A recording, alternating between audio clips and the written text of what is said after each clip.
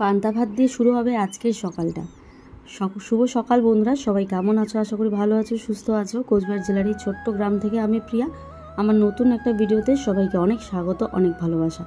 সকালবেলা উঠে কাকিমাকে বলে দিয়েছিলাম যে একটুখানি ডাল ভেজাও। প্রচুর পরিমাণে পান্তা ভাত রয়েছে। পান্তা ভাত না, ভাতগুলো একদম ভালো আমি ফ্রিজে রেখে দিয়েছিলাম। আসলে বেশ কয়েকদিন থেকে ভাত একটু একটু করে ফেলানো যাচ্ছে, কালকে তাই রাতের বেলা ভাতের হাঁড়ি ফ্রিজে ঢুকিয়ে রেখেছি। তাই সেই ভাতটাকে জল দেবো।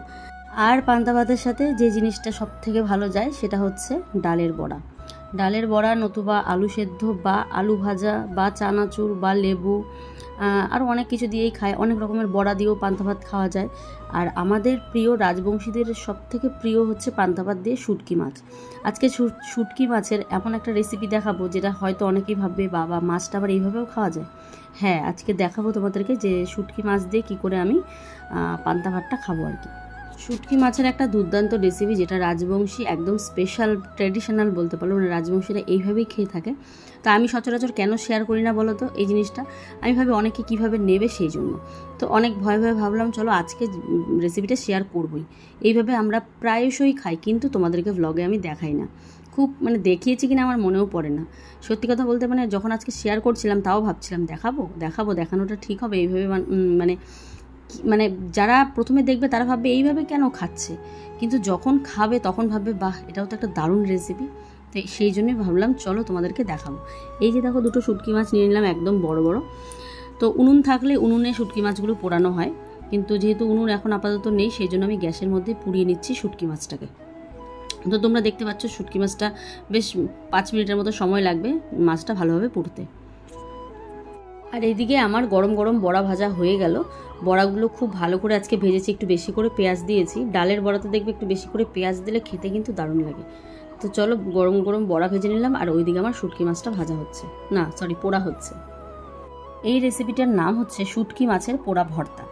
কারা কারা খাও বা খেয়েছো আমাকে জানিও। তো দেখো মাছটা কিন্তু এখন পরিষ্কার করছি। পরিষ্কার করতে পুরো জায়গাটা কিন্তু ভালোই নোংরা হয়, তবে কি করব তোমাদেরকে ভিডিওতে দেখাবো বলেই ঘরে করছি, না হলে আমি কিন্তু কলের পাড়ে গিয়ে করে আসি এই কাজটা, কারণ এই কাজটা করতে গিয়ে পুরো ঘর নোংরা হয়ে যায়। তো দেখছো মাছটা পুড়েছে, মানে মাছ পুরো সেদ্ধ হয়ে রান্না হয়ে গেছে। ঠিক আছে, মাছটা যেহেতু অলরেডি শুকনো থাকে তারপরে আবার পোড়া হয়, তো একদম পুরো সেদ্ধ হয়ে যায়, একদম গলে গেছে মাছটা।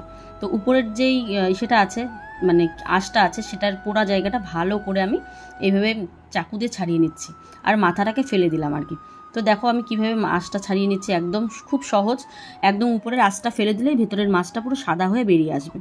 তো আঁশগুলো ফেলে আমি কিন্তু ভালোভাবে মাছটাকে ধুয়ে নেব। ধুয়ে নিয়ে তারপরে মাছটা পুরোটা বার করবো আর কি, কাটা থেকে আলাদা করব। তো দেখতেই পাচ্ছ, আর শুটকি মাছের পোড়ার গন্ধে সারা ঘর মমো করছে। এই মাছটার এবার দেখো কাটা থেকে আমি আলাদা করে নিচ্ছি। কাটাটা একটু সাবধানে বার করতে হবে, না হলে হাতে লেগে যাবে। অনেকে আবার কাটা না বের করেও মেখে নেয়, তো আমি কেন বের করি, আয়ুষের আবার ভীষণ পছন্দ এই শুটকি মাছের পোড়া। তো সেই জন্য সবারই পছন্দ, যাতে করে গলাতে কাটাটা না লাগে, একটু কষ্ট করে আমি কাটাটা বার করে নিই। তারপরে হচ্ছে এটা মাখবো। এই মাছটা খেতে একবার ট্রাই করো তোমরা বাড়িতে, যে খেতে কেমন লাগে মাছটা, যারা যারা শুটকি মাছ পছন্দ করো। মাছ বাছা হয়ে গেল আমার। এবারে দিয়ে দেবো কাঁচা সর্ষের তেল, তারপরে দিয়ে দেবো পেঁয়াজ, তার সাথে একটু লঙ্কা, মানে শুকনো লঙ্কা পুড়ে আমি সেখানে দেবো আর কি। লঙ্কাটাও ভালো করে মেখে নেবো আর কি। মাখার সময়ও খুব সাবধানে মাখতে হবে, নাহলে হাতে কাটা ফুটে যাবে। তো চলো মাখার পর দেখতে কেমন লাগে সেটা তোমাদেরকে দেখাবো। আর আমার তো পুরো জিভে জল চলে এসেছে যে কখন পান্তা ভাত দিয়ে খাবো। আর জায়গাটা তো দেখতেই পেয়েছিলে কি পরিমাণ নোংরা হয়েছে। তো জায়গাটা একটু চোখের দেখা পরিষ্কার করে নিই আর কি, যাতে করে চোখেও লাগে এরকম। তো পুরো জায়গাটা পরিষ্কার করে নিলাম। এবারে চলো তোমাদেরকে দেখাবো।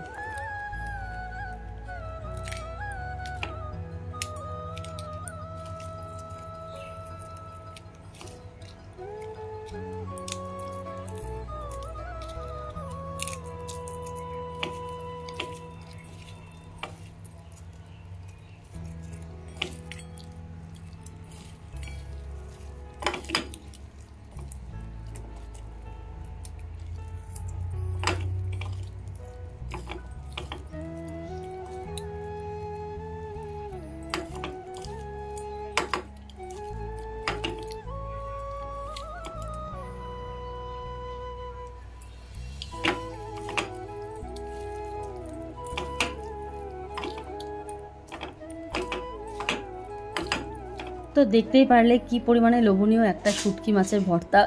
মানে এখন হচ্ছে আমরা পান্তা ভাত দিয়ে খাবো। অনেকটাই সকাল, গরম মানেই হচ্ছে পান্তা ভাত, কিন্তু সে পরিমাণে এবছর খুব একটা যে খাওয়া হচ্ছে তা না। তো আজকে সিদ্ধান্ত নিয়ে নিলাম, ভাত যখন আছে অনেকগুলো, তো চলো ভাত দিয়ে আজকে পান্তা ভাতটাই খাবো সবাই মিলে। সকাল সকাল উঠে পান্তা ভাত নিয়ে আমরা জোগাড় করছি, পান্তা ভাত খাবো আর কি সবাই। এত গরম পড়েছে, কি করবো বলো। তো বড়া আর শুটকি মাছের পোড়া, শুটকি মাছটা মেখে নিলাম সুন্দর করে, দেখতেই পারলে। তো এখন হচ্ছে সবার জন্য পান্তা ভাতটা বের নেবো আর কি।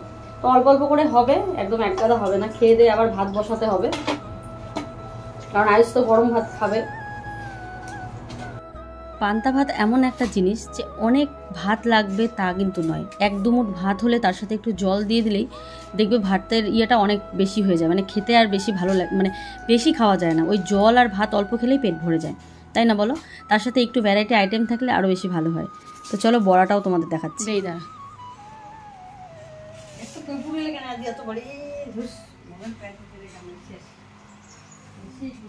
ফিরে আসলাম বন্ধুরা একদম রাতের বেলা, সারাদিন কোনো ব্লগ করিনি। এই দেখো রাতে চলে আসলাম, এখন লাইভ হবে। তো আমাকে দেখো আয়ুষ পাপা গয়না বেছে দিচ্ছে কোনটা পরবো।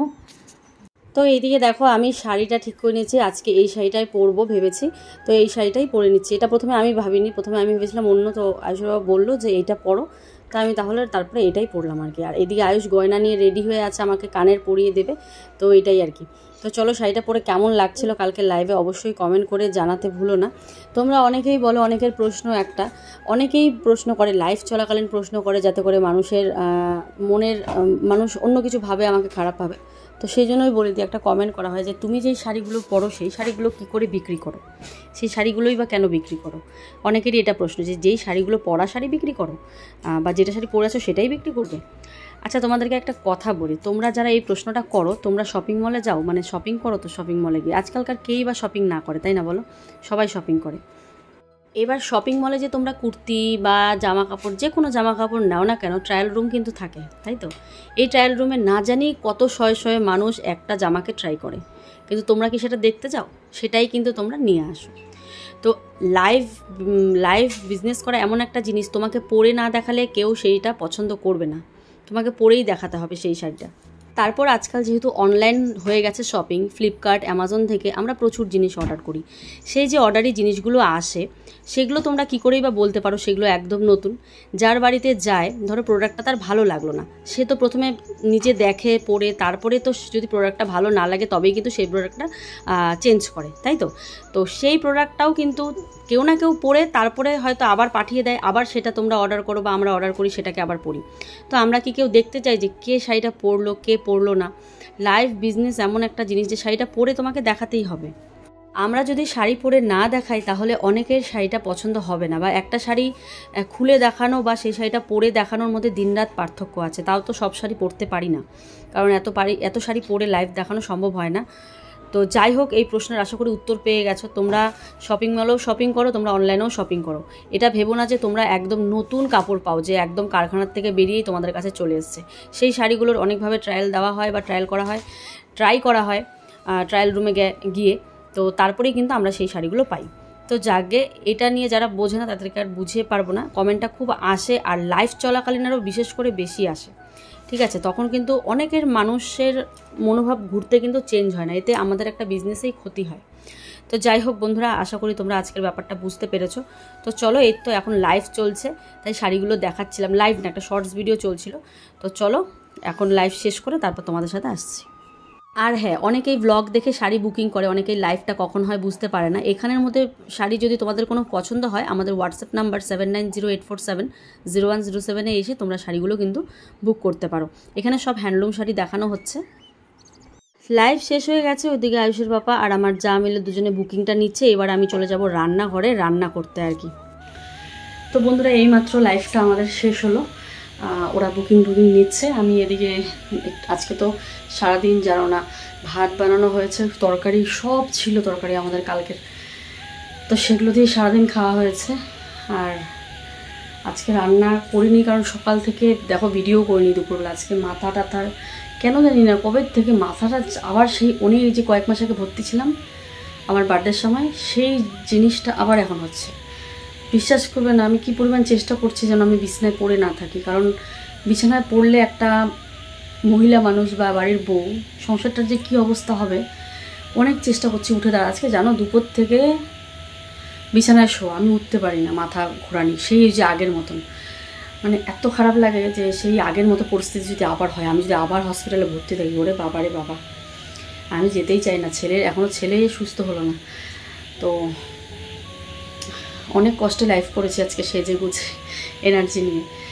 কারণ সারাদিন ব্লগ করিনি, খুব খারাপ লাগছিলো আমার। কী করবো, ব্লগ ছাড়তেই হবে, ছোটো ভিডিও ছাড়তে হবে। তো সেই জন্য আজকে সারাদিন কিছু করে না। কাকিমাকে বললে পারতাম, কিন্তু এত তরকারি ছিল কাকিমাকে বলিনি। ওই ঝিনুকের তরকারি ছিল, পটলের তরকারি ছিল, ডাল ছিল, আবার কী ছিল, এগুলোই ছিল অনেক কিছু। তারপরে রান্না হয়নি। তো এখন দেখি ডিম দিয়ে কিছু একটা বানাবো। এত পোকার অত্যাচার বাবা। চলো বন্ধুরা, বুকিং চলছে, আমি তাড়াতাড়ি করে কিছু একটা বানিয়ে দেবো, কিন্তু বানাবোটা কি বলো তো? ও মাছ আছে, আজকে দুপুরে মাছ এনেছিল রান্নার জন্য, রান্নাই করিনি, শরীরটা এত খারাপ দেখে। তাহলে বাবা, মাছগুলো নিচে রেখেছি তবু বড় হয়ে গেছে, দেখো তো। 2 পিস মাছ ভেজে দিব, আমি তো ভাত খাবো না। আয়ুষের পাপা 2 পিস ভেজে দিই, ধোয়া মাছ একদম। কালকে আবার মঙ্গলবার, 12টার পরে আবার কিছু খাওয়া যাবে।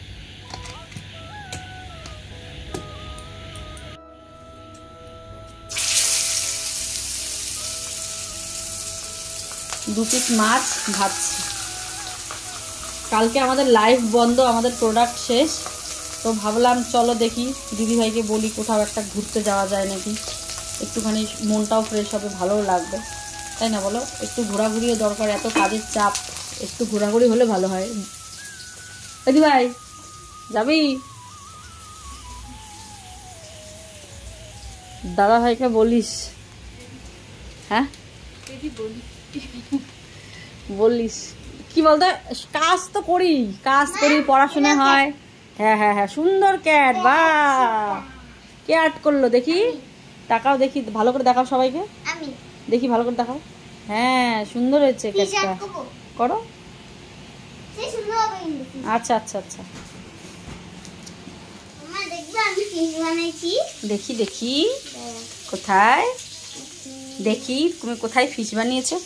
ওরে বাবা, এটা কি নিয়ে কাটবো এখন? কেটে ভাজা করে দেই? কেন? আজকে আয়ুষের হিমোগ্লোবিন টেস্ট করা হয়েছে, 8 রয়েছে। 2 মাস পার হয়ে গেল বন্ধুরা, হিমোগ্লোবিন 8 রয়েছে। এখনও পর্যন্ত নামেনি, ঠাকুর করুক তোমাদের ভালোবাসা আশীর্বাদে, জানি না। 3 বার চেক করা হলো, এবার 2 সপ্তাহ পর চেক করা হলো, তাও 8 আছে। তো যাই হোক, আশীর্বাদ করো তোমরা সবটাই। আর আজকে বাড়িতে এত পোকা হয়েছে ঘরে, মানে ধানের পোকাগুলো, বৃষ্টি হয়েছে না, সব ধানের পোকা এসে ঘরে উঠেছে। তো ভাবছি মাছ ভাজার সাথে সাথে, দাঁড়াও, মাছ ভাজার সাথে সাথে একটু পেঁয়াজ ভাজবো। বলো কি? কোন গাছ কল দিয়ে মারা যায়? কোন গাছ বলো, আমি তো জানি না, তুমি বলো। বলো, পিছনে বাসন বাবা দিকে বাবা ফোটে, বলো কি গাছ? ভুট্টা গাছ, ধান গাছ আর কলা গাছ। তাই ফল দিয়ে মারা যায়? ও আচ্ছা। আর ওই যে পৃথিবীতে কত ধরনের উদ্ভিদ আছে? পৃথিবীতে এটা সব বাচ্চারা জানে, কিন্তু একজন জানে না। ওকে বড় মানুষ। হ্যাঁ বলো, 3 কত কত লক্ষ? কয় রকমের উদ্ভিদ? 1947 সাল। এই ভারত স্বাধীন হয় বলো, পৃথিবীতে কত ধরনের উদ্ভিদ আছে? 3,50,000 উদ্ভিদ আছে। আর আমাদের দেশ কবে স্বাধীন হয়? 1947 সালে 15ই আগস্ট আমাদের দেশ স্বাধীন হয়। Very good.